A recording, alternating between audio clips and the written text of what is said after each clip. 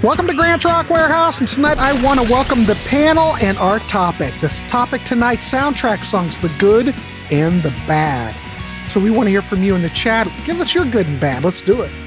Grant is changing the world one track at a time on Grant's Rock Warehouse. Welcome to Grant's Rock Warehouse tonight, and this panel is back in action. We are talking more soundtracks. Now, tonight, the panel is picking 5 good soundtrack songs and 5 bad soundtrack songs.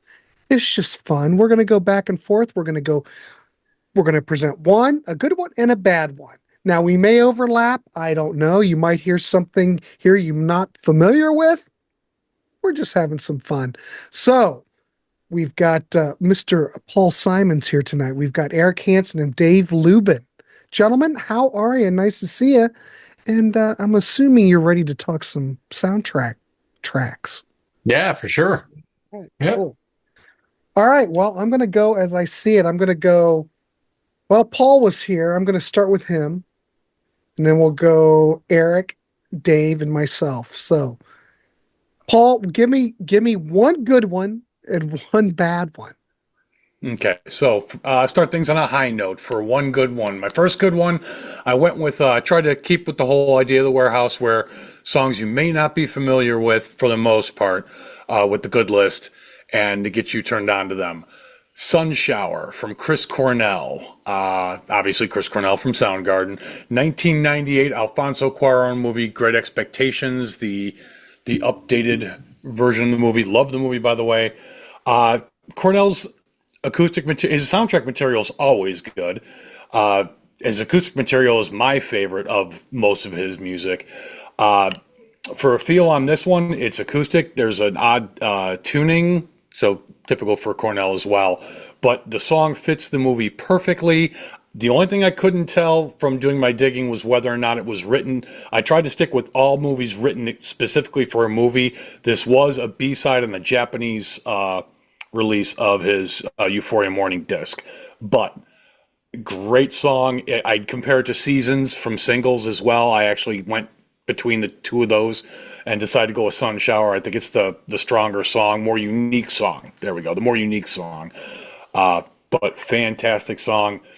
And as a quick honorable mention off the same soundtrack, Wishful Thinking from Duncan Sheik is on this soundtrack as well. Excellent song. If you don't know it, check it out. If you do know it, I don't know too many people who don't like it. All right, cool. I want to keep it brief. Now, for the bad. This is where it's going to be fun, ladies and gentlemen. Yes. From the Queen of Pop herself, she has done some amazing soundtrack work and put a pin in that one for later. This one, not so much. 2002, James Bond, Die Another Day. Wow. Now, if you like electronica, if you like auto-tuned vocals, sampled strings, syncopated beats, the same notes over and over again, highly processed vocals of an amazing singer. But let's use every studio technique possible to make her sound generic and electronic. Not a good display of her talent at all. Nominated, I love this, for a Golden Globe and a Grammy. Didn't win either one. Also nominated for a Golden Raspberry. And 11 weeks at number 1. So it just goes to show. Other music of hers, infinitely better. So this is not a Madonna trashing entry. This is a specific to this song. This song is horrible. It is such a bad showcase of an amazing talent. So, Yep. Thoughts? I see some nodding. I see some smiles. I agree there. You're not going to get an argument there. Yeah. So. Case closed. Not my favorite Madonna tune. I agree. No. Okay, cool. Excellent, Paul. All right, Eric, you're up. What's your good and bad? All right. So my good, I am going to go to Cameron Crowe, directed a movie from 2000. The movie's Almost Famous, and there was original songs. I picked one from the fictional band Stillwater, the song Fever Dog. These were songs written for the movie by Nancy Wilson from Heart, her ex-spouse at the time, Cameron Crowe, and Peter Frampton. So they actually credited the actors in the movie, Jason Lee, Billy Crudup. as like they're performing when actually they're not. There was an actual band in the 70s called Stillwater, very underground, but the whole movie is based on Cameron Crowe's experience as a young Rolling Stone reporter following the Allman Brothers. Pearl Jam's Mike McCready is featured. Producer and songwriter Marty Fredrickson, who has worked with Aerosmith, Carrie Underwood, Faith Hill, Ozzy Osbourne, he does the vocals. If you find the director's cut of the movie, you will find the EP Called Untitled. Right. That has all the songs on there by Stillwater on there. The songs are really excellent. But Fever Dog was my choice because that's the quote-unquote popular one out of all of them. But so that's my first choice for good. On to bad. Song was written by Paul McCartney.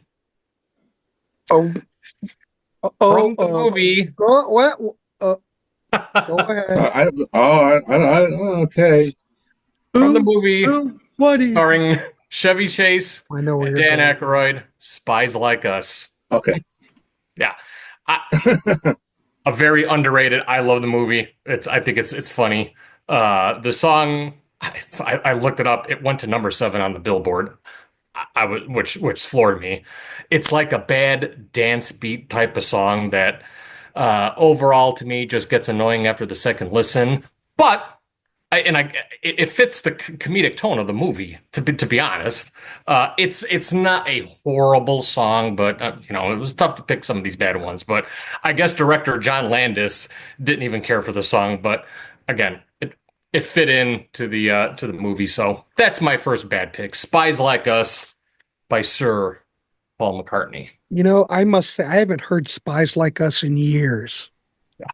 I don't even remember how it goes anymore. I loved it when I was 11. Very.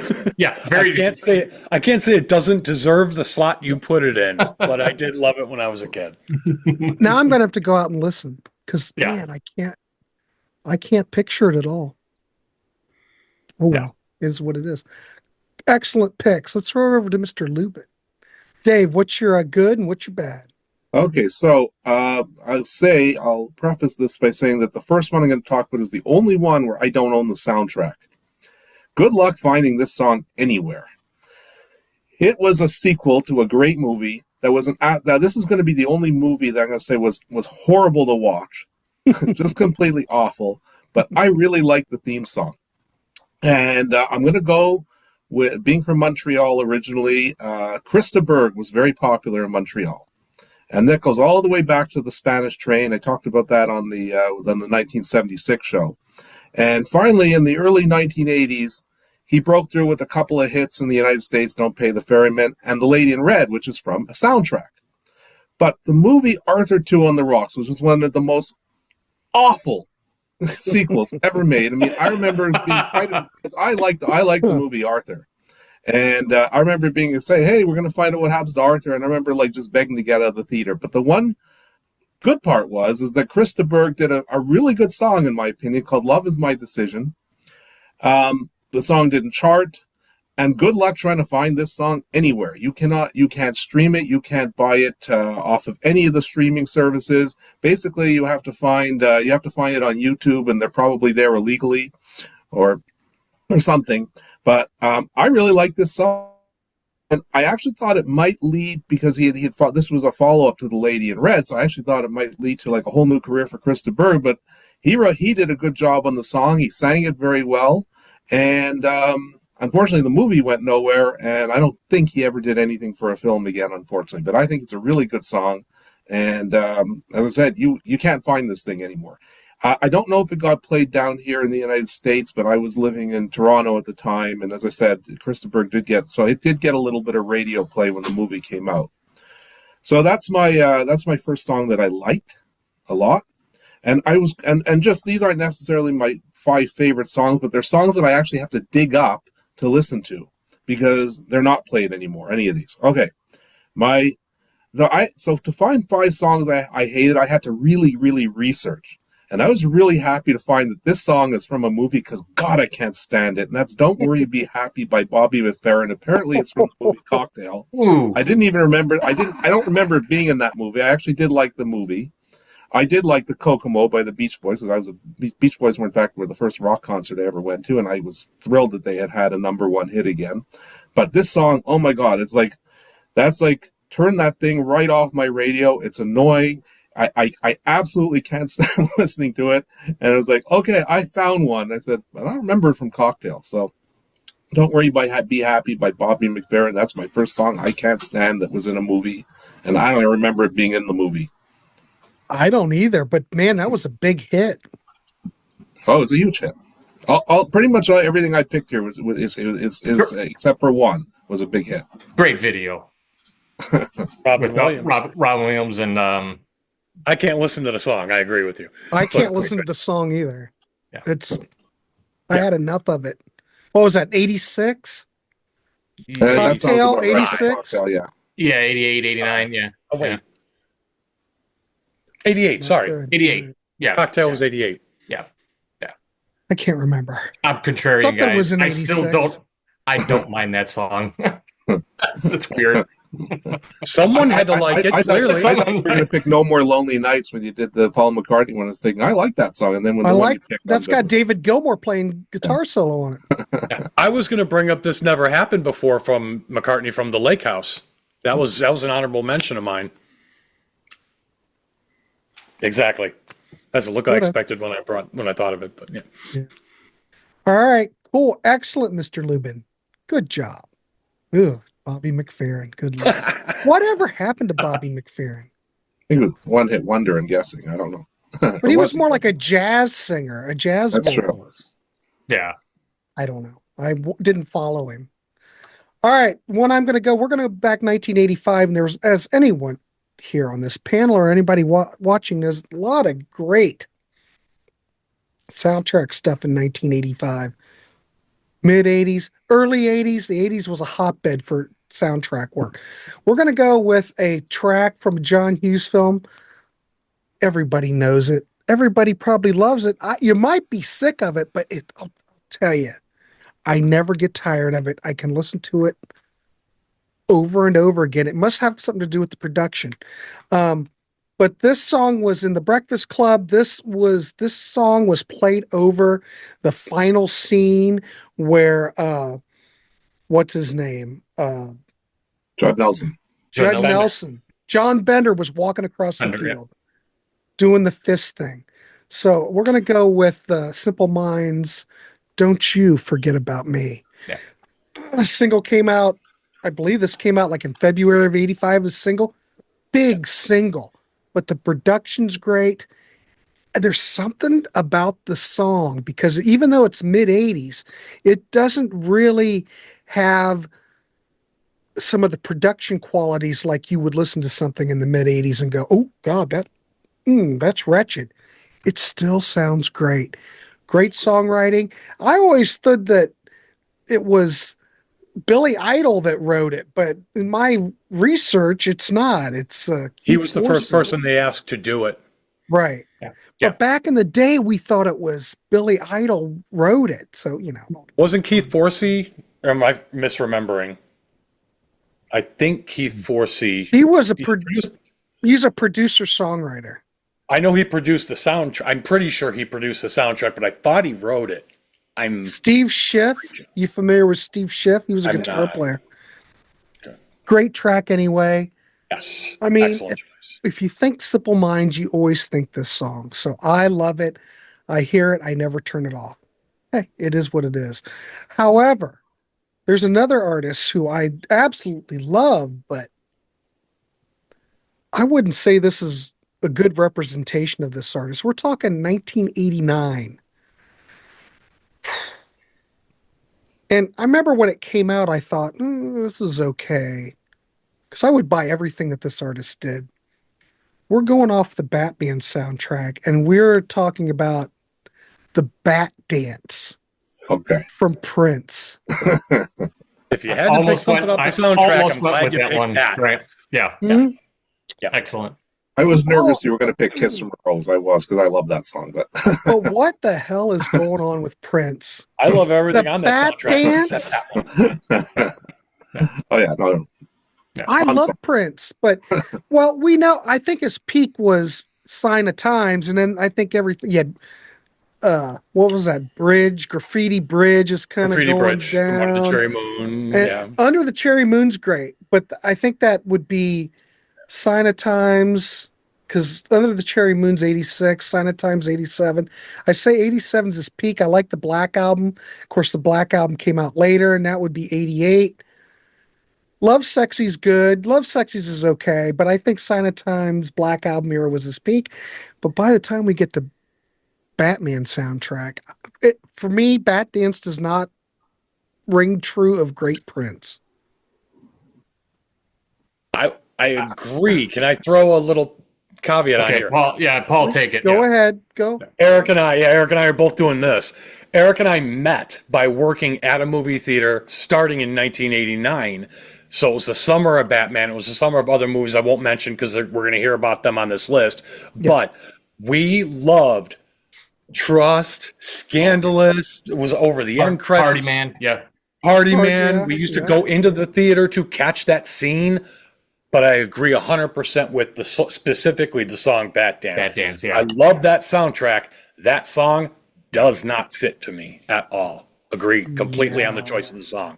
And I don't think love the rest of video's that soundtrack, great but either. Not that one. You got Prince dressed up half Batman, half Joker. Joker. He actually looked kind of cool though with the Joker. I don't know. This song didn't do it for me at all. It's just I don't know. campy. Great choice. Kind of campy, but it did hit number one. It got to number one on the Hot 100. Most of my bad picks charted really well. But you Crazy, don't isn't hear it? about Bat Dance anymore. They never play it. No. No, I don't think it's that good. No argument on the song at all. Excellent choice. That's my first disappointing pick. All right, let's throw it back over to Paul for his good pick and bad pick. Paul? Not too far from 89. For my next good pick, I'm going to go with 1990. Joel Schumacher, director. The movie's Flatliners.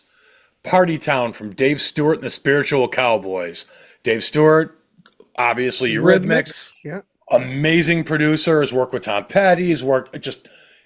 I love Dave Stewart. Great autobiography too, by the way. Fantastic.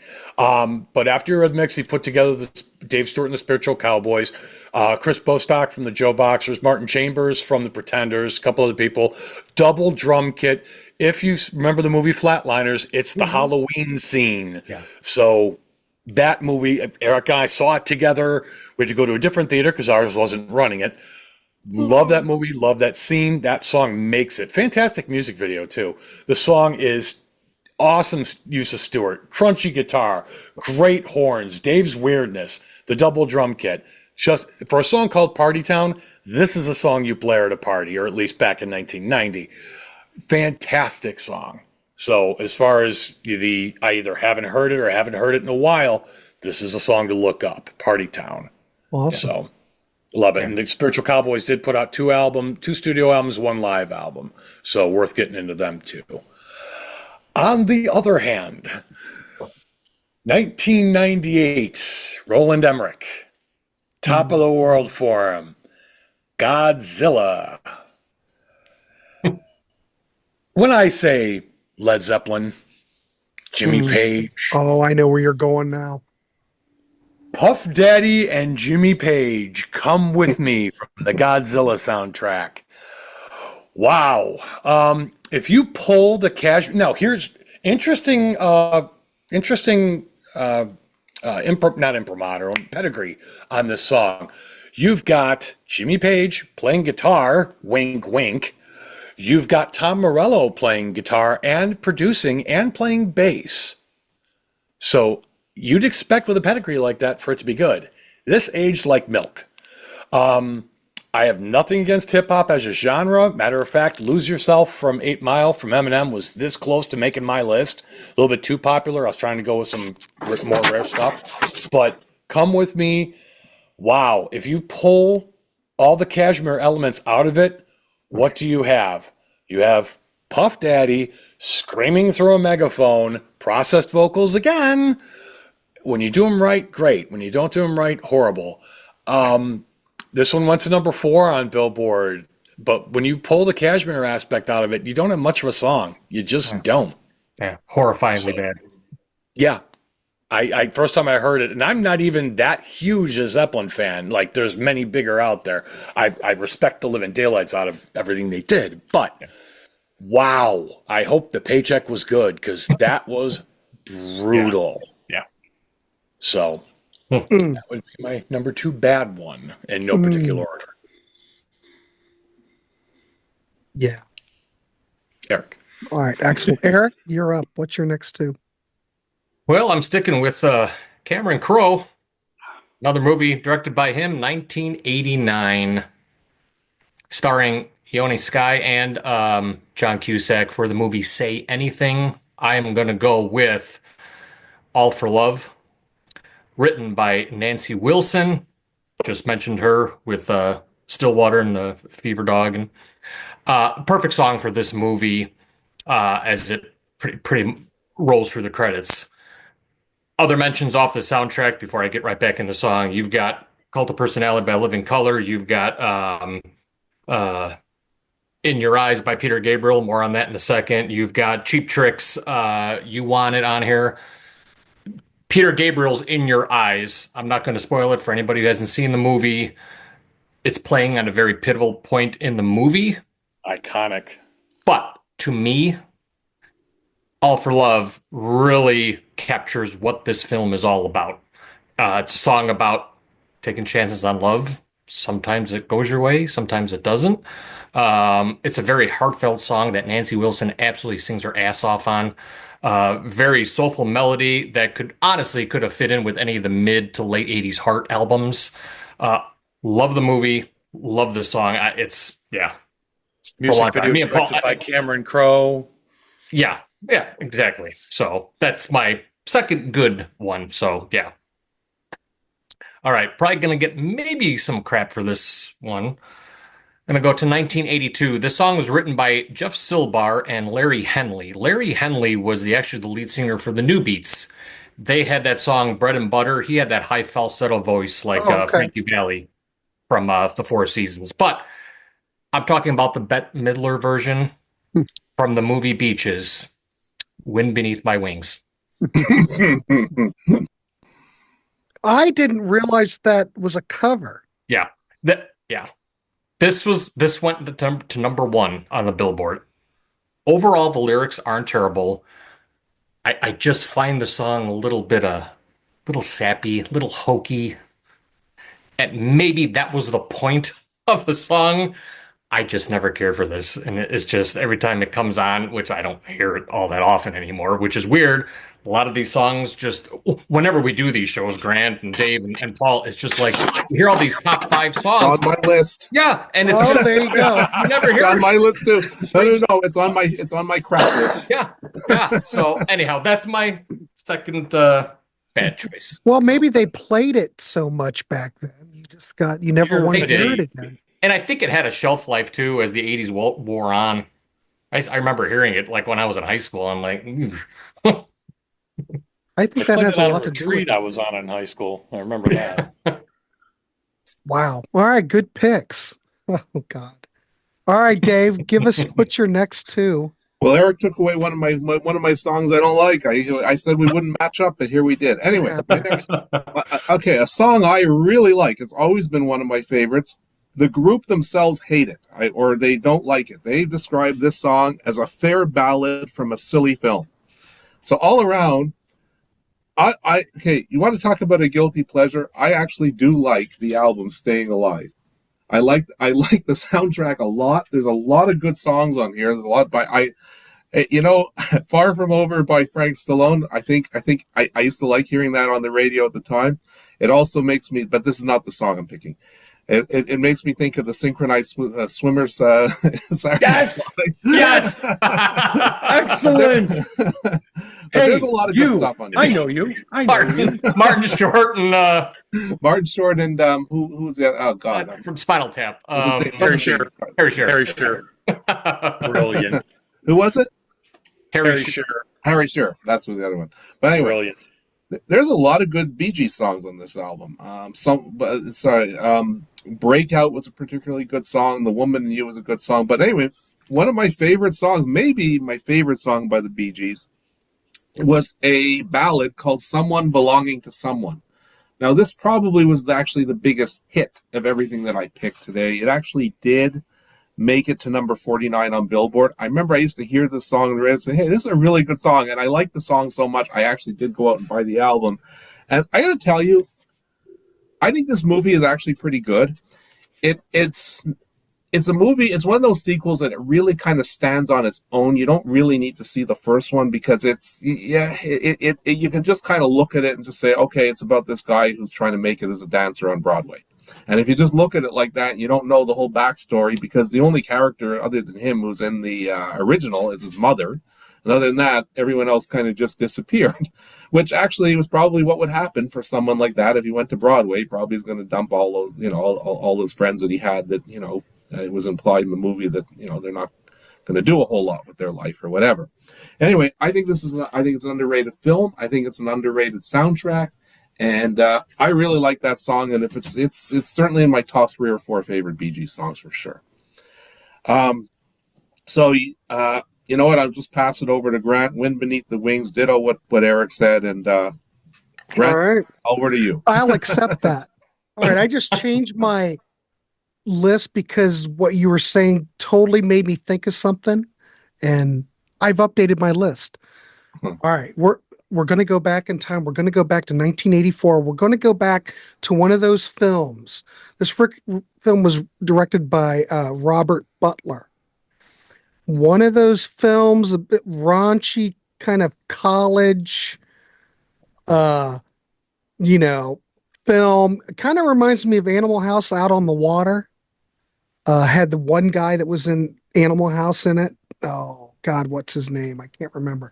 Anyway, song was produced by Spencer Proffer. We're talking about Up the Creek, which was a crappy movie. Tim Matheson was an Up the Creek. Tim Matheson. Not a very good movie, but the song Up the Creek. Up the Creek. I dig it a lot. That is a great song. That was written by Randy Bishop and Rick Nielsen. Now, Rick Nielsen never thought much of it. He thought it just was a song about, well, really nothing. But what I like about the song is that it's very, when I think Cheap Trick, that's my kind of Cheap Trick. It's not that polished Mighty Wings crap off a Top Gun. Uh-oh. It sounds like as Cheap Eric Trick, alters his list. I mean, if you're listening to something like Heaven Tonight, anything like that era, I don't think it's that far off from there. So maybe the band doesn't like it, but I think it just sounds like traditional Cheap Trick. I never get tired of it. I love it. I can't believe I wasn't going to mention that. So, and even though I wrecked Eric's list, you can say whatever you want. It's fine. So anyway, I don't think I've ever seen Up the Creek either. God, do they ever play that anymore? I never have. I'm familiar with the song. My friend Ed has it on VHS. We talk about it about once every couple of years. Ooh. Yeah. I don't know. I'm going to avoid it. So I don't care. Yeah. Why tarnish All right. the dream? Something that I don't like. I'm looking at my list and I think I'm going to, this might be short and sweet, but I think I'm going to go with it. All right. 1989, the film Wild Wild West. Remember that film? Look at Paul. Yeah. Talking the title track by Will Smith. Absolutely. Kind of a rap pop hybrid. It's got to be kind of fun for a movie soundtrack, right? Totally unforgettable. I mean, I don't remember anything really much about it other than I was doing research and it popped up and I listened to it and I went, this is hideous. And it's a horrible movie. Yeah. Did you guys ever see that? It's not. Yeah, it's not doing good. Wild Wild West. Yeah. And It's what just a great series. It's just not good. It's a good series back in the day. Great series. Oh, yeah. Ahead of its If time. you ever followed Kevin Smith Robert An Evening with Kevin Smith, he talks about the making of that giant spider at the end actually originated in a screenplay Kevin Smith was commissioned to write for Superman, and when he refused to do it or it fell apart, The spider was supposed to be in it. What? The mechanical spider was supposed Mechanical to be spider at the end. That's where it came from. Was the producer whose name he was Barbara Streisand's hairstylist. I can't remember his name, but he's the producer. John Peters. John Peters. Wow. He demanded a giant spider end up in the movie, and that's how it ended up in Wild Wild West. I'm laughing because it came that was almost two that you guys took from me, because that was sort of my last sort of, I was picking between that Wild Wild West song for bad songs and another one, and I went with the other one. So you guys almost picked off two of my songs I don't like. But the thing is about this track, it's trying to be fun. The movie's kind of dark in spots, but it kind of blends, funk, movie samples. The lyrics are odd. That's just a good pick, Grant. Even he's done better. Look at Men in Black. There you go. A good Will Smith song from the movie Men in Black. Yeah. He can do better than Wild Wild West. I agree. But what year was Wild Wild West? Wasn't it the early 1900s, late 1800s? Yeah. Late, yeah. It was right at the turn of the century. Why would we have a pop rap track? I don't get it. It's just absolutely hideous. It's like all the rock songs in A Knight's Tale with Heath Ledger. It's like, wait, what? That hurt. I was forced to watch that movie. Makes me have this face. Great movie if you turn the volume down every time the music starts. But I love Wild Wild West as a series. I do love it. Hate the movie. Great choice. All right, cool. All right. Okay. Well, Paul. My next good one I will have the least to say about because I couldn't find almost any information on the singer. So the year's 1987. Director Phil Genoux just finished up Rattle and Hum, well received, goes across amazingly. Spielberg executive produces a movie that he eventually takes his name off of because in the age of John Hughes teen movies, this one was just too darn dark. A movie called 3 O'Clock High with Casey Siemaszko and Richard Tyson as the bad guy. Tyson, yeah. Fantastic movie. Find it if you haven't seen it. Get the soundtrack. The full soundtrack score is done by Tangerine Dream.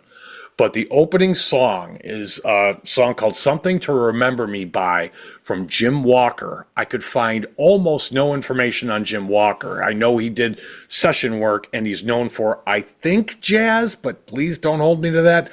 But Something to Remember Me By is the quintessential 80s pop song for a movie, except it's got, when I say great, I don't mean flashy, but just very smart guitar work, great keys. It sounds like exactly what you want this to be. It opens the movie, so it sets the tone for the film fantastically. And it is, the way I described it, it's a dark teen comedy about a very shy, timid kid, works for the school store, accidentally finds himself in a forced fight at 3 o'clock with the school bully. Brilliant comedy. It is dark. It's so good. It's a great movie. So I'm recommending the movie almost more than the song. But it's just so well incorporated and opened that movie that I had to pick that one, give that one some love. That's another one of those, who's talking about Jim Walker or 3 O'Clock High? We Are in the Warehouse. Just a great song. So who knew we were going to bring up Wild Wild West and Will Smith? Exactly. 3 people on this panel love that movie. So for Grant's audience who's watching this, that says something. Means I saw that in the theater when it came out. I remember seeing that. Yes. Oh yeah. Awesome movie. And they released I can't even pronounce it right. Verice released the soundtrack on vinyl like 2 years ago. So it is out shortly after they put on Blu-ray, I think. When it came out, I bought the special edition Blu-ray the minute I got it. I did. Yeah, mandatory. On to the bad. So the year is 2000. The director, I think, is John Woo, if I've got it right. Mission Impossible 2. Song is Take a Look Around from Limp Bizkit. So if you have a hard time remembering it by name, if you think of the Mission Impossible theme song, turned electronic new metal sounding, throw a guitar and a goofy bass hook over it, 3 power chords, and Fred Durst's vocals, you've got Take a Look Around. So if you remove the elements I just said, you're left with silence. There's no reason for this song. If you want a much better song, speaking of people we've already talked about, check out Mission 2000 from Chris Cornell. Much better use of people on that soundtrack right there.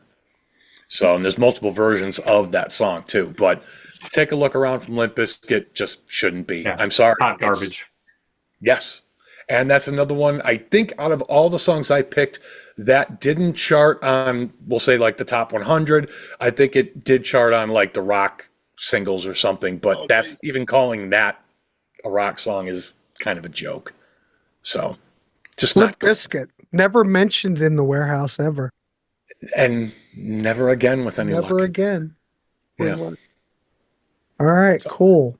I don't even want to hear it. All right, Eric, you're up. All right, my first next pick for good. Sticking with 1989 here. From the Lethal Weapon 2 soundtrack. George Harrison, Tom Petty wrote this. Cheer Down. Yes. God, I don't think I've ever heard that. Awesome song. Well, Grant, that's mandatory listening after this. Cheer Down. All right, I Great will live check version it from out. Japan. Yes. Great Okay. live version out there. Yes. I'm just going to mention. So Tom Petty wrote it, but I know you're a George fan. played it. Pardon?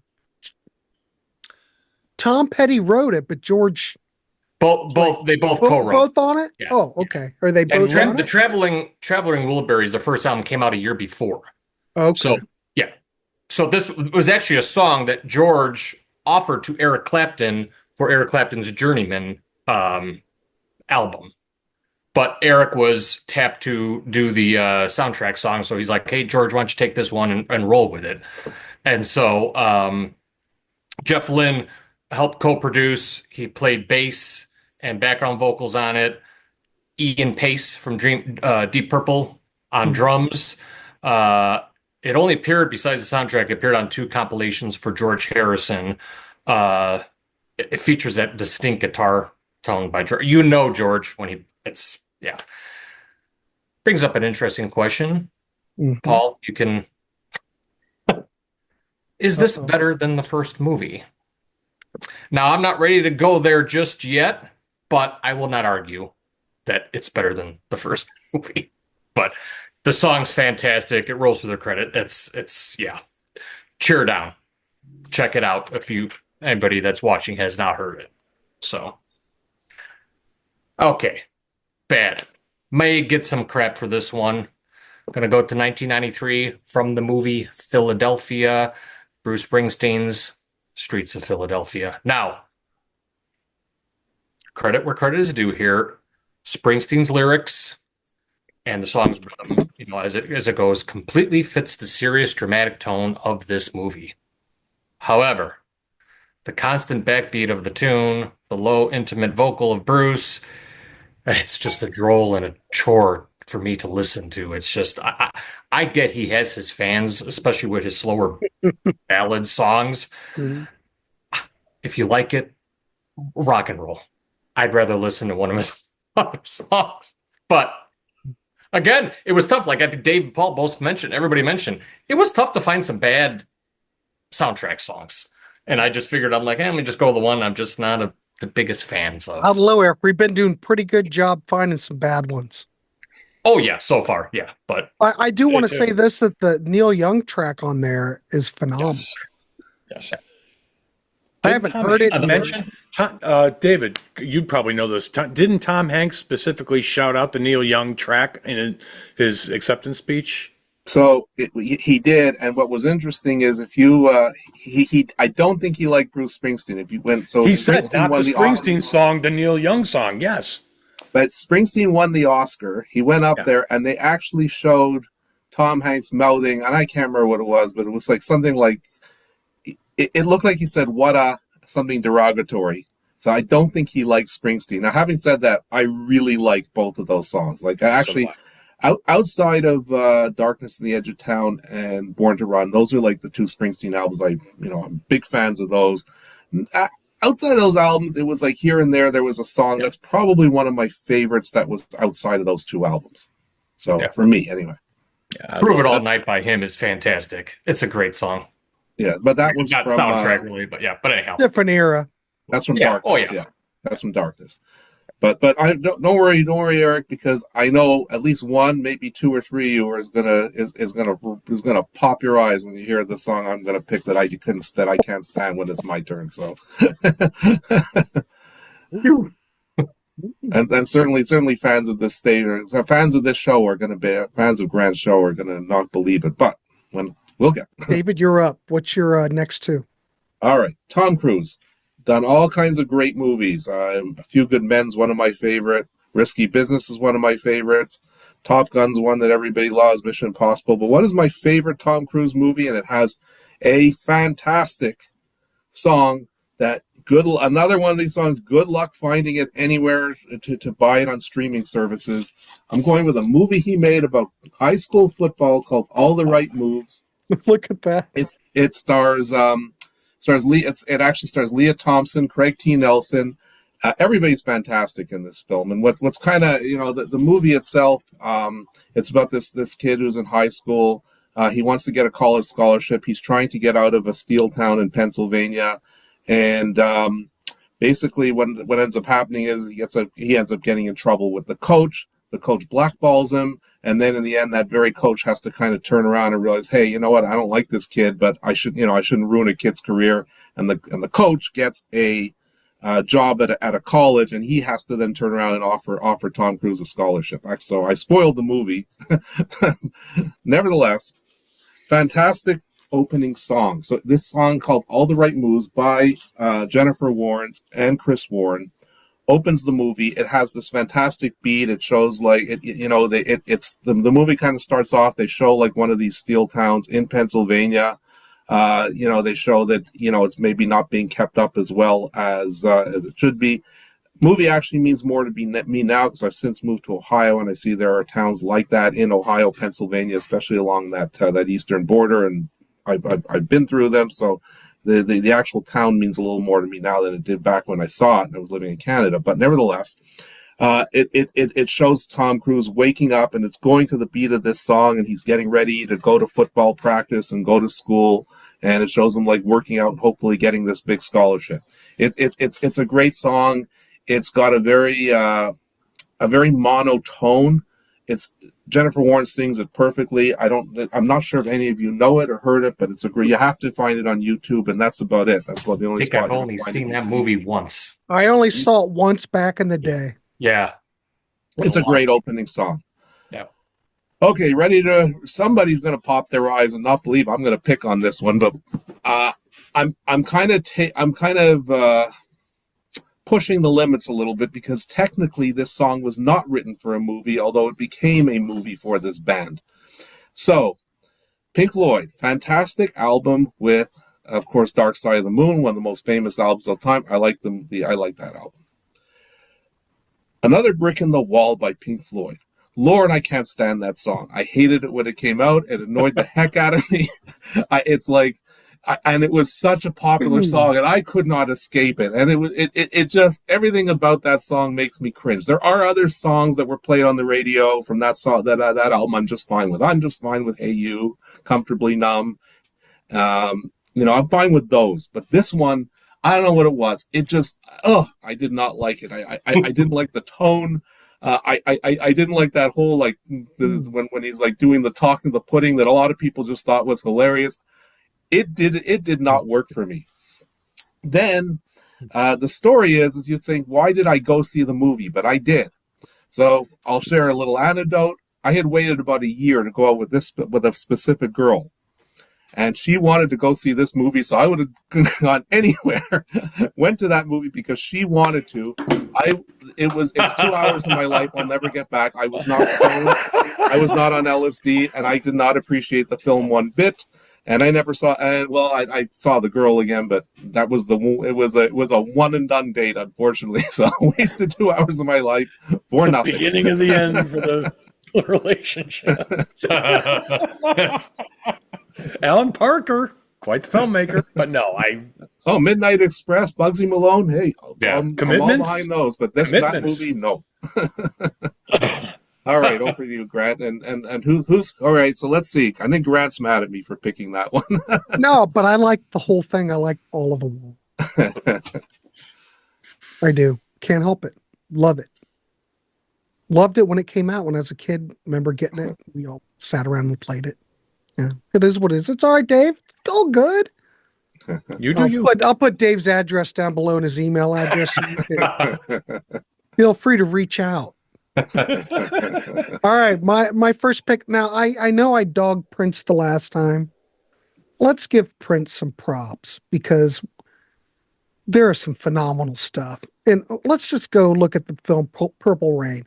Now, come on, it's not a great film, No. but the soundtrack is Oh yeah. by far one of the best soundtracks of 1984.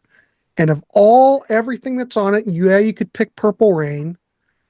But my pick is going to be my favorite track on the record, When Doves Cry, which evidently used to be fully, I guess what Prince would do was record all this and he'd put all these different parts on it. And so what he ended up doing was just keep taking layers off, layers off, and he just got down to the minimal. There's no bass on it. No bass. But I think it's funky. It's a groundbreaking track because it really does stick out in terms of like other works that Prince has done. I think could that be one of his peak songs? It could be, but definitely a signature song for Prince. I never get tired of playing it. I love it. Now the film, I can sit through the film. Actually, I watched the film about a year ago and I thought it was a lot worse now than when I saw it in the theater. I still love it, but it's the okay. The Beautiful Ones is my favorite Prince song of all yeah. time. And Computer Blue is a close second. So I can't argue with anything off that on that record. soundtrack. Yeah. Oh, It's all good. So monumental. I love it, but I love When Doves Cry like a lot of people. So we'll give Prince some. Okay. This is where the panel turns on Grant. I can't. No, you'll No? agree. I can't stand this song. Plus, there was a lawsuit about it, and I think a certain Huey Lewis won, or they Ah. Ghostbusters by Ray Yeah. Parker Jr. 1984.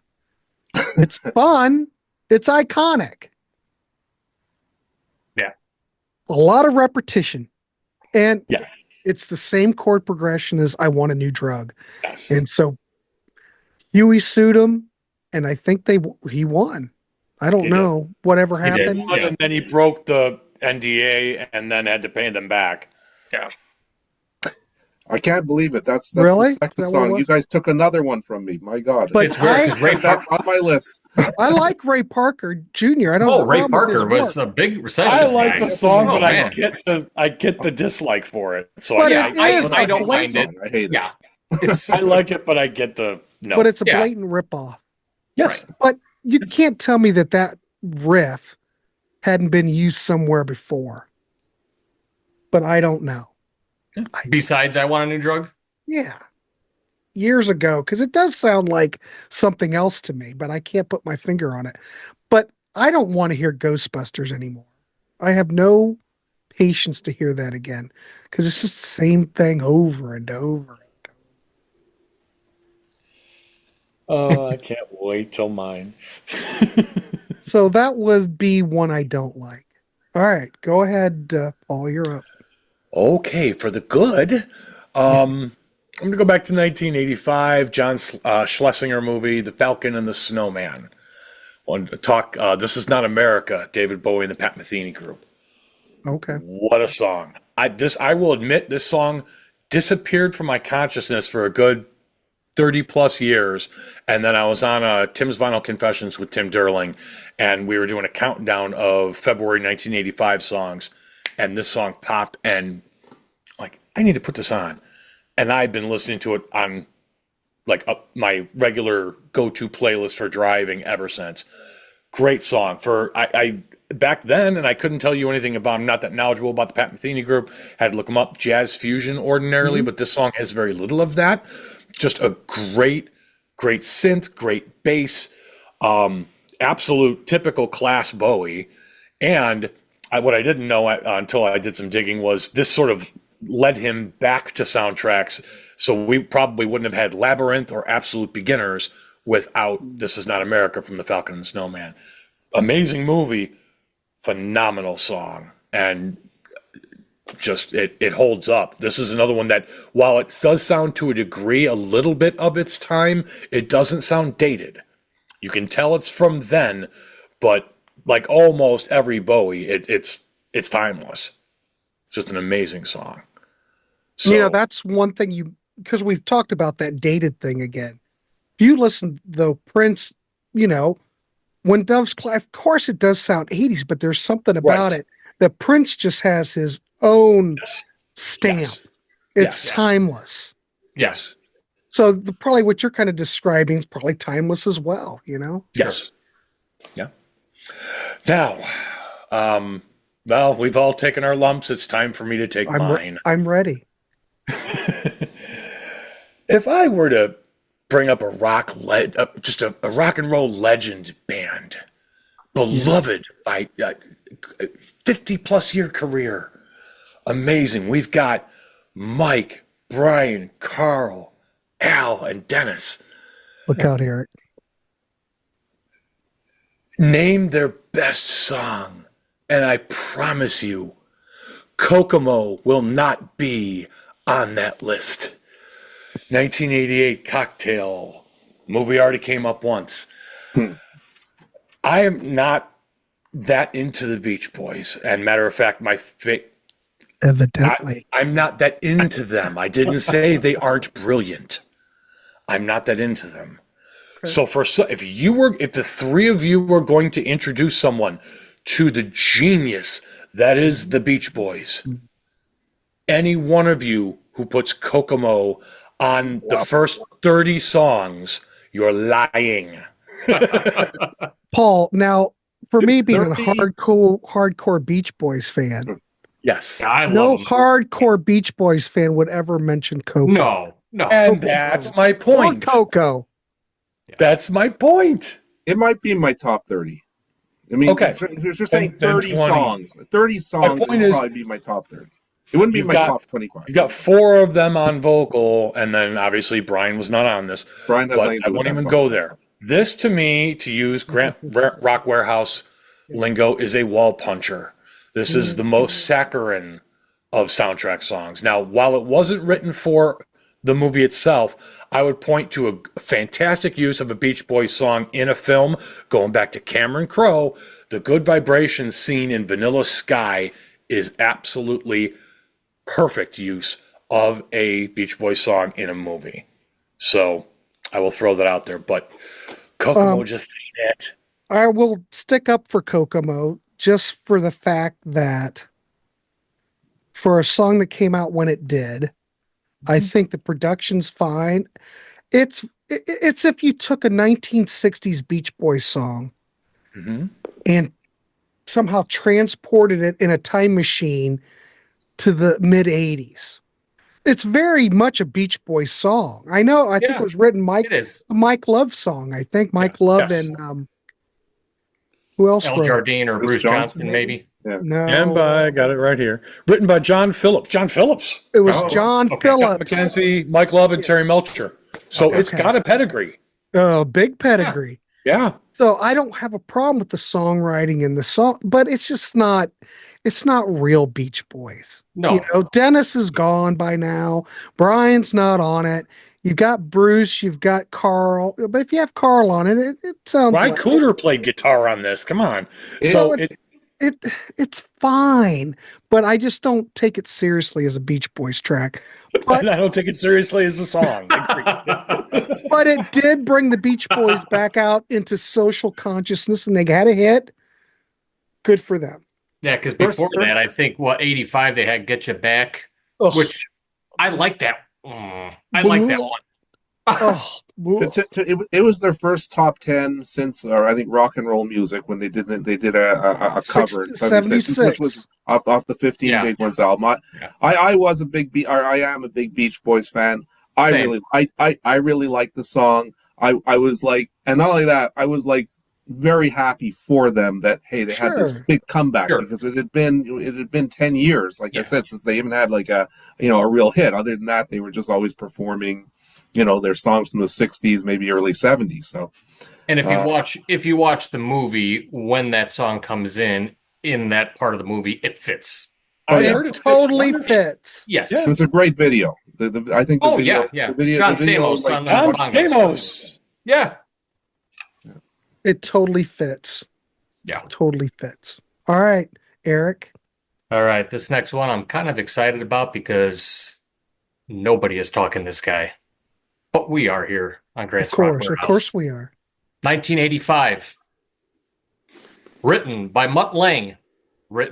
Co-written by Barry Eastman, who has worked with Steve Perry, Britney Spears, Aretha.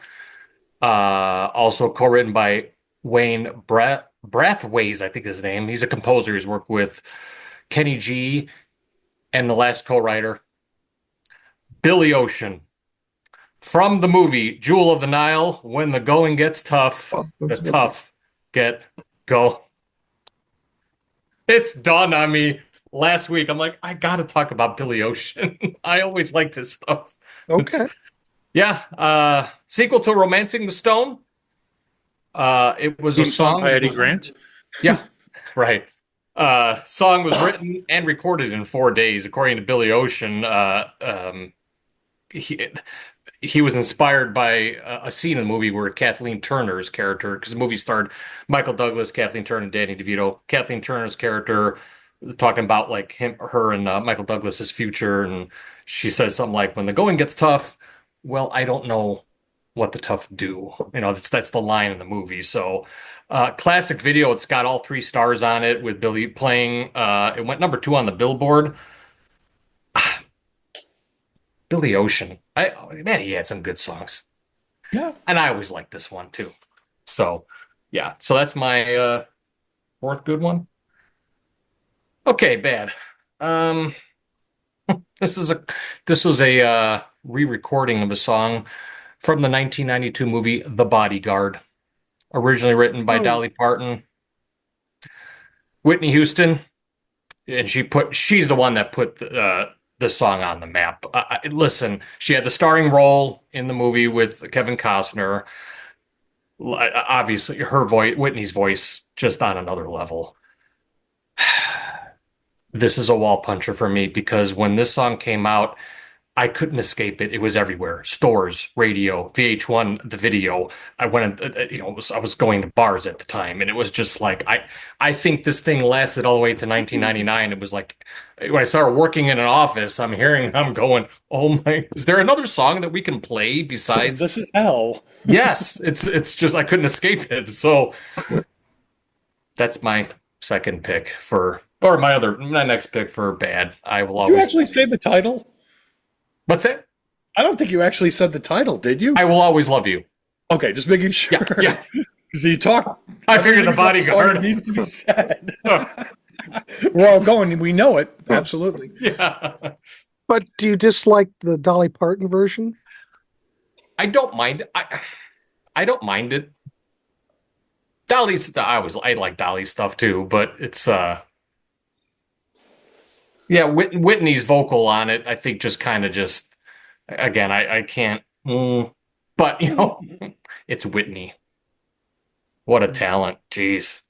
that's how I felt about Another Brick in the Wall. I could not escape it wherever I was. Here it we was go. playing. We're back. Here we go. Yeah. Okay. It's no Kokomo. It's no no Kokomo. Okay, Dave. All right. Well, actually, I'm going to go to an artist that we've talked about on this show.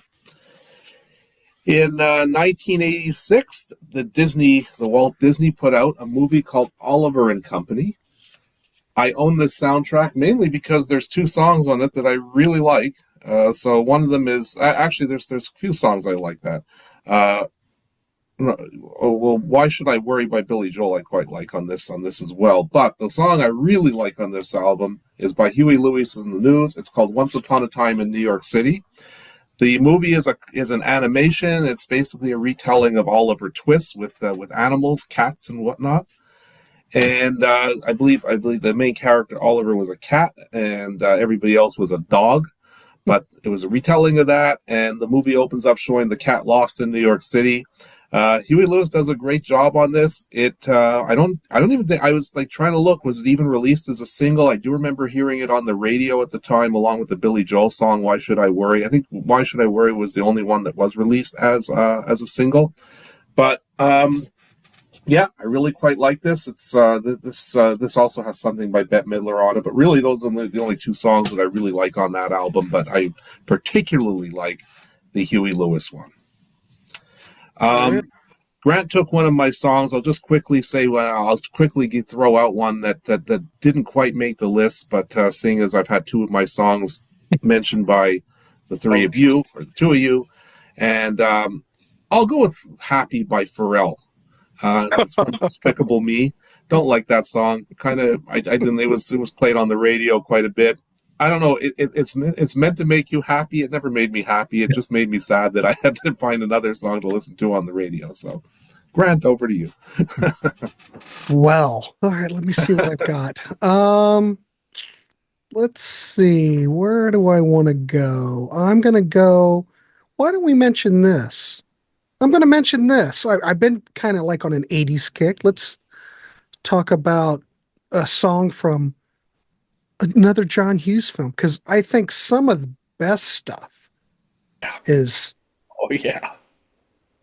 from those John Hughes soundtracks. And I could name a couple from this. Hell, I might as well name two. One is Orchestral Maneuvers in the Dark song, OMD, If You Leave, which is freaking phenomenal. I don't know if it might have came out on here first and then it came out in the OMD album later. But that's 1986. But the song that I really want to mention, Pretty in Pink by the Psychedelic Furs, is a re-recording of the song that came out, 81, 82? 4 years earlier, yeah. Was that the Todd Rundgren produced one, or that was later? I'm trying to remember. It's on an earlier Psychedelic Furs album. But this version's a little bit different. There's a sax solo as opposed to... It's a totally re-record.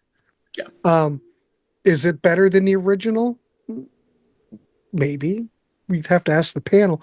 I'd much prefer the original version, but the thing it is, by using that as the title track, it totally threw the Psychedelic Furs right back out there, in 86. And I think that kind of started them on another upward climb as far as, selling records and stuff. It's so totally re-exposed them, and it's a great song, and it fit the film perfectly. So how could I not mention Pretty in Pink? So I am. That's great. Let's see if I can pick something that Dave would pick. Oh, oh, this is horrible. We're going to go, you guys probably know who directed this film. We're going to go 1987. This is a power ballad, schmaltzy, totally 80s production that makes you want to go in the spare room of your house and vomit. The song is often criticized because the lyrics are very saccharine. And I really don't know how this would fit in the film, but the film we're talking about is Mannequin from 1987. And the song... Oh, come on. I love that movie, but I know the song you're going with. Oh, no. And it's Nothing's going to stop us now by Starship. Yeah. Yeah. Not Yeah. good. The That video was played. I like the song. I really like that song. You like Nothing's Gonna Stop Us now? I do. I don't want to hear it again. I love the movie, so I can't Oh, say I like much. the movie too. Kim, I- an early I haven't seen- Sex in the City Kim Cattrall. I There haven't you go. seen Mannequin since it came out, but I like what's his name. I like his work. Andrew McCarthy. Andrew McCarthy. Yeah. Yeah. But I nothing's almost going to chose stop Hot us Pulse and now. Weekend at Bernie's. Yeah. But Weekend at Bernie's, that's kind of, come on. No. Is that a serious film? That No, No, movie it's has- No, That it's a movie has brilliant James- film. but But it's brilliant. Okay. so many great lines. Well, we're not talking that film. We're talking Mannequin. Mannequin. Again, it's a Nothing's fun going to movie. stop us now I by like- Starship, 1987. And it had James Spader playing that snaky character he would always play in those Yeah, kinds he of was teen good. films of Yeah. that day. G.W. Bailey, Estelle Getty. Yeah. I have nothing to problem with the film. I just think this is bad. Yeah. When Jefferson Starship turned into Starship, we're in trouble. Yeah. I'd pick like No Way Out from like Jefferson Starship before I'd pick Nothing as a better song. So I thought you said no. No. That's a bad choice. You mean for the film? Nothing Just in would- general. Yeah. But anyway, That, nothing's going that to stop opening us blend of now. colors. That's my Yeah. pick. All right, how many times have we went around? 4. Got one. Yeah. left. 4. Jesus, I thought, man, okay. Yeah. One more time, ladies and gentlemen. All My right. last good one. Oh, sorry, Uh, Paul, you're up. God, keep track. That's why you keep me around. I'm the I know. secretary. Thank God someone is paying attention. All right. This is the most known of the 5 I picked, but I really wanted to give this song a shout out because I went with Bad Madonna with Die Another Day. She has done so much better soundtrack work. I don't want to take anyone else's choice, so I'm not going to mention the other great ones that she's done. But I had to go with 1986, James Foley's film At Close Range. Patrick Leonard wrote the soundtrack, gave this piece of music to Madonna, and she wrote the lyrics and the vocal melodies for Live to Tell. Absolutely brilliant song, brilliant score, used excellently. The movie's fantastic. Everything about it. I have no criticism. It is One of her best. it is my favorite Madonna song. I even had exes have come up. I had an ex who could sing it note perfectly back in the day. But no, I love this song so much. Everything about it. It's by far my favorite Madonna song. Mine too, So- 100%. Yeah. I great. could listen to that song over and over again, never get tired of So it. I'm not There's a a Madonna 12-minute fan. version out there that is fantastic. Oh, like wow. what? It uses pieces of the score and other things Okay. in it. It's a studio creation, but it is fantastic. And I'll have to Patrick check Leonard it does out. the score. That's out there online as well. Get your hands on that. Outstanding. A plus. This is the first time Madonna's ever gotten props in the Warehouse, but it's a great song. Yeah. She has 2 other fantastic movie songs, but I don't want to mention them in case someone else is using them on their list. Yeah.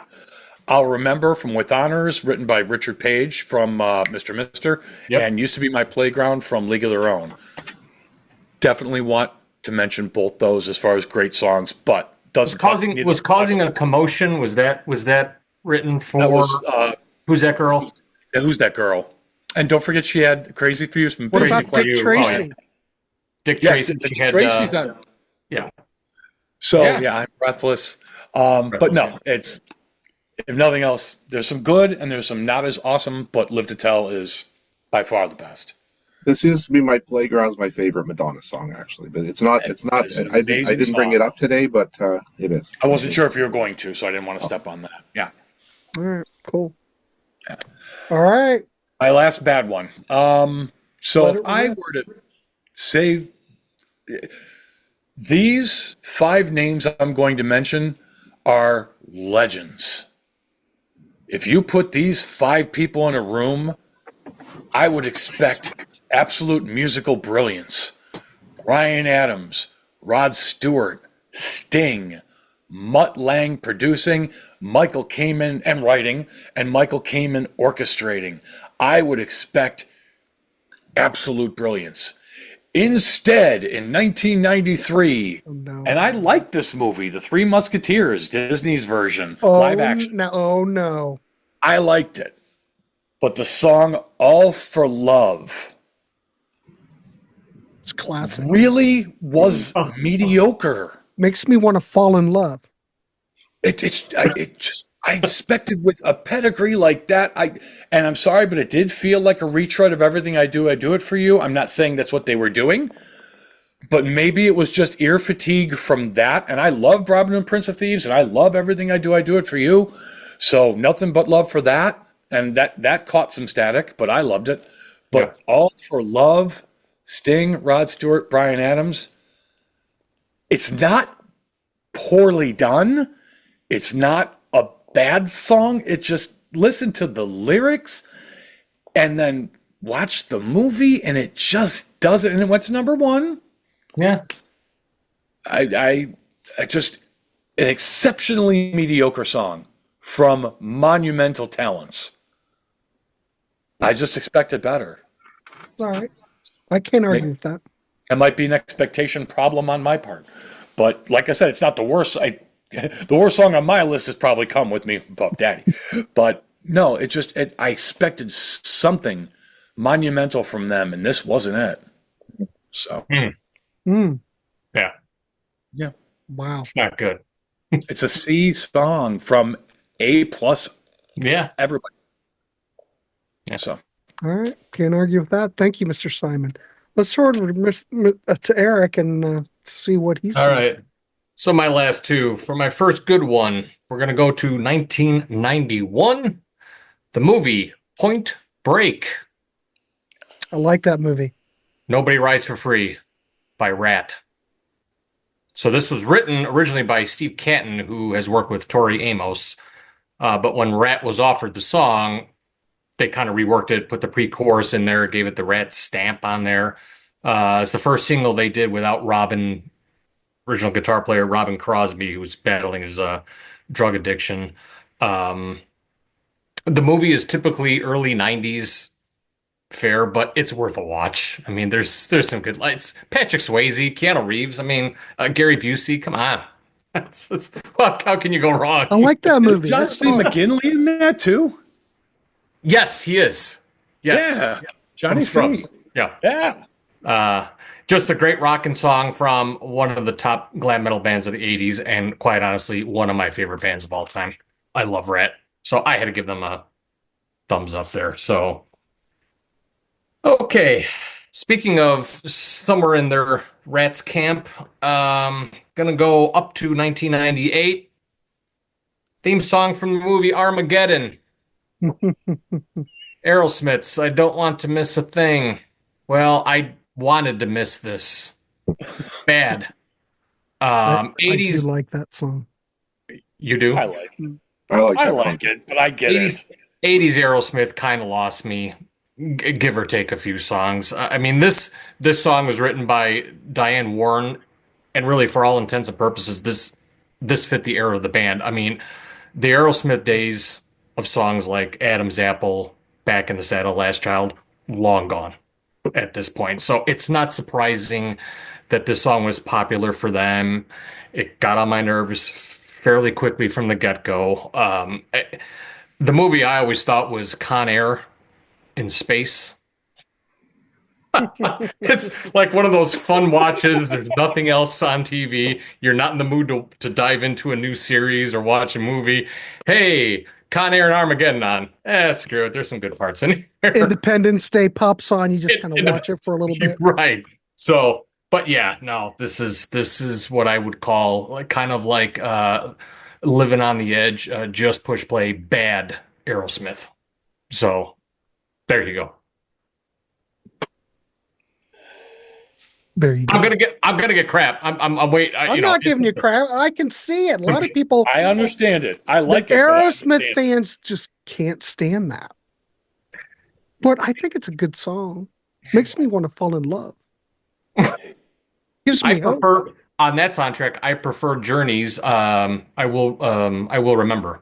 Now, what part of the film did that play over?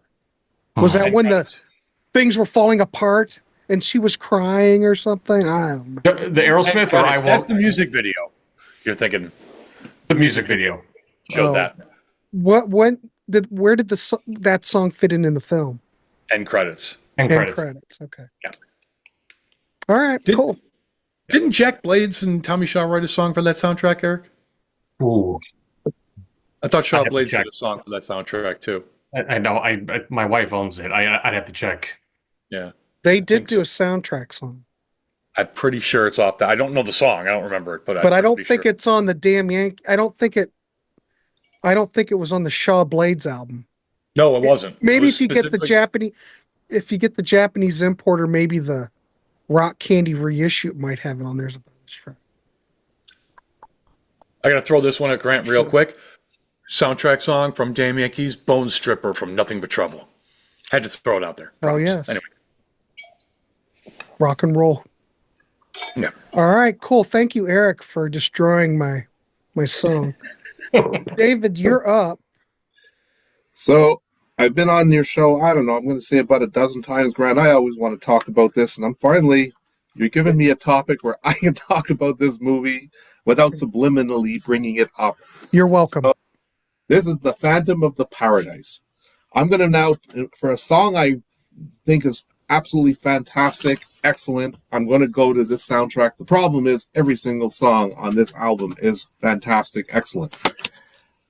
I'm going to bring up a counterpart to this movie for a song I don't like, but we're going to stick with this one for the minute. So, I'll get more into this album whenever we do talk about full soundtracks. But this is a Brian De Palma film released in 1974.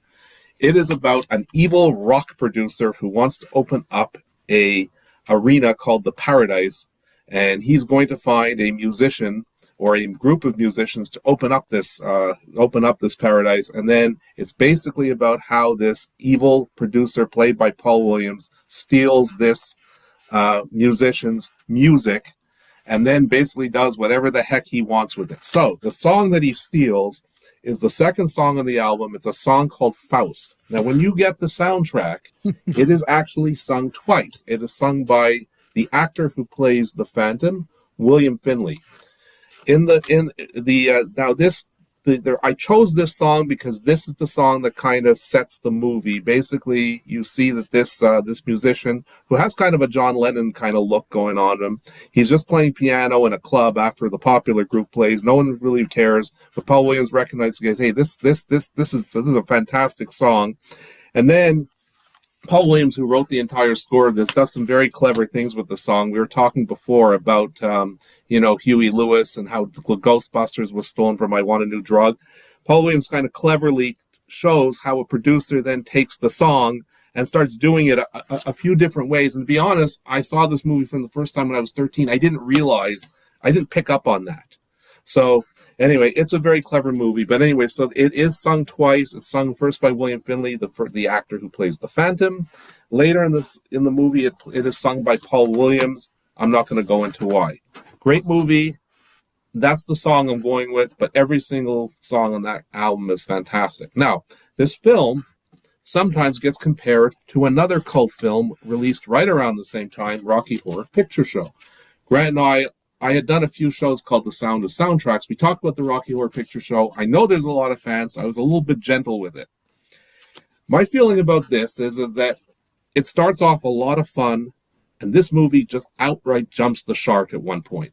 I'm not talking about when you go see, them throwing the rice and everybody getting into it, but if you just watch the film from start to finish, this film, I swear it jumps the shark. And the same thing with this album. This album has a lot of fun songs. Side one is mostly pretty good, but it gets absolutely awful. And they go to this song called "Rose Tint My World," and this is a point where the movie completely jumps the shark. You've got I don't like what the song sounds like. What's going on the screen is just like so incredibly stupid. It gets. I understand it's a campy movie, but it's camp upon camp with Frankenfurter shooting the stun gun at Little Nell and Barry Bostwick and Susan Sarandon. Can't stand the song, and for me that's the point where this movie completely jumped the shark. So It often gets compared to Rocky Horror Picture Show. Rocky Horror Picture Show is an event. It was a lot of fun to go see, but Phantom of the Paradise is a great movie, and it's one of those movies that has built up in its status over the years. More and more people are finding this movie. It's frequently played on FX, and I saw the movie for the first time in summer camp when they used to show a movie once a week. And anyway, we'll on another show when we get more into soundtracks, I'll have more to say about it. But if your fans are obviously rock music fans, this film still holds up. All right, cool. All right, I'm going to make this quick. I'm trying to decide what I want to talk about. All right, I love this song, and I'm not afraid to say that I do.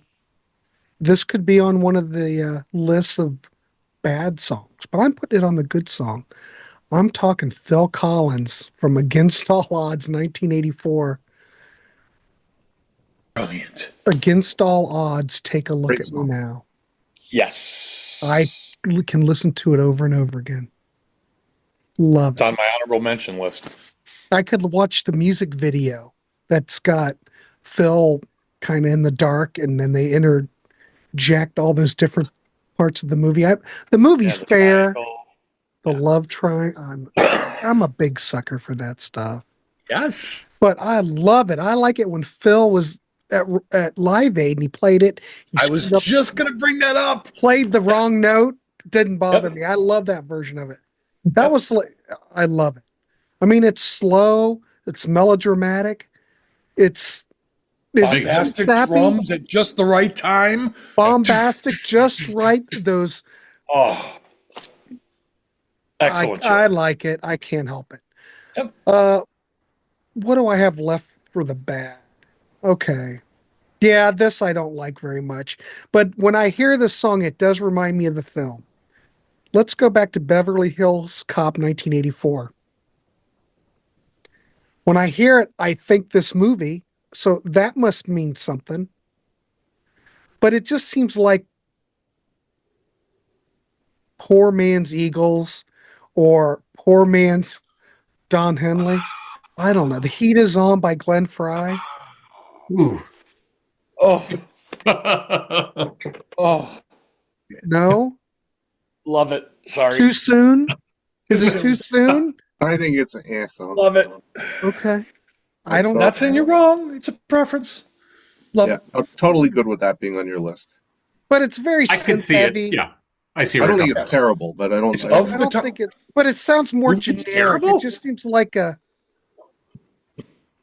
He says it's not terrible. Oh, okay.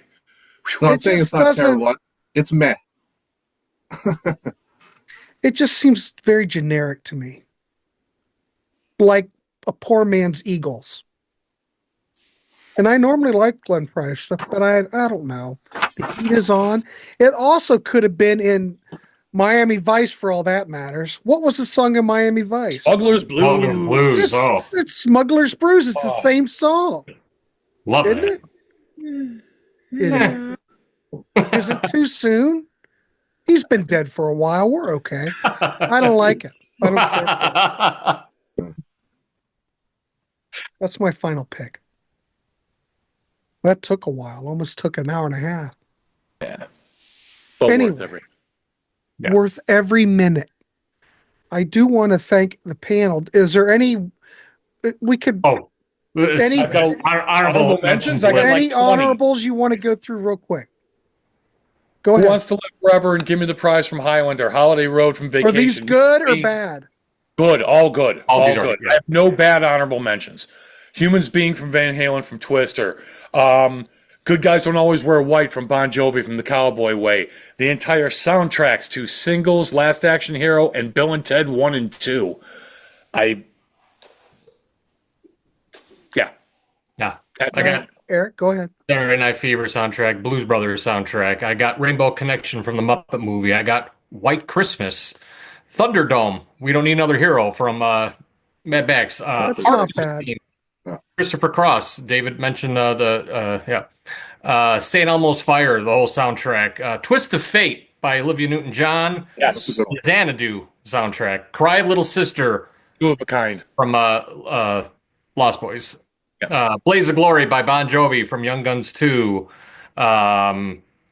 Mighty Wings, Cheap Trick from the Top Gun soundtrack. On the Edge of a Broken Heart by Bon Jovi from the Disorderlies contract. Cradle of Love by Billy Idol. Word Fairlane. Thank you. And then Strike Like Lightning by Mr. Big from the Navy SEAL soundtrack. So they're just, I got more, but spare time, you know. Yeah. Dave, you got anything? Yeah, I'll mention about. I mean, there's so many songs from the Rocky. Rocky franchise. No Easy Way Out by Robert Tepper. Of course, Gonna Fly Now by Bill Conti. Tepper. I mean, that's the one that that got all the.